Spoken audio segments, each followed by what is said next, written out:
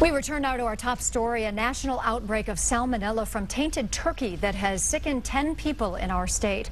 Dr. Matthew Sims, the Director of Infectious Diseases Research from Beaumont Hospital, joins us to talk more about the dangers. Dr. Sims, thanks for joining us tonight. Of course. Let's start with the very basics. Talk about the symptoms for us of Salmonella poisoning. Sure. The main symptoms are diarrhea, nausea, abdominal cramping, and fever. And these usually happen, I guess, quickly after you've eaten perhaps tainted chicken or turkey or something? Within a half a day to 3 days, 12 to 72 hours.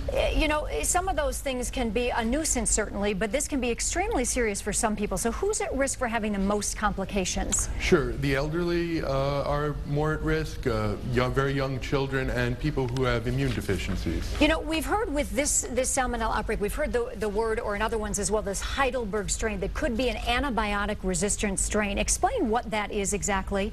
Well, some bacteria carry genes that allow them to evade or inactivate antibiotics that are used to normally treat them.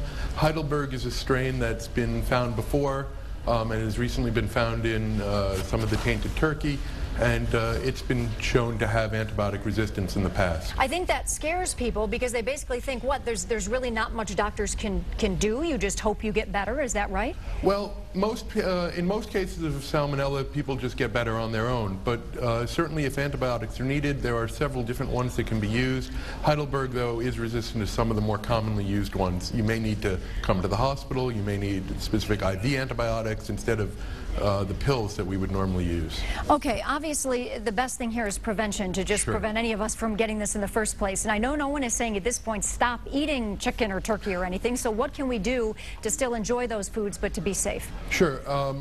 Cooking the meat properly, it's got to be cooked, I believe, to at least 165 degrees internal temperature, and avoiding cross-contamination from raw food to cooked food is very important. Keeping our food refrigerated, not out too long? Absolutely. All right, all good tips for the summertime when we've got picnics and everything else. So Dr. Matthew Sims, we thank you very much for taking the time to talk to us tonight. You're welcome.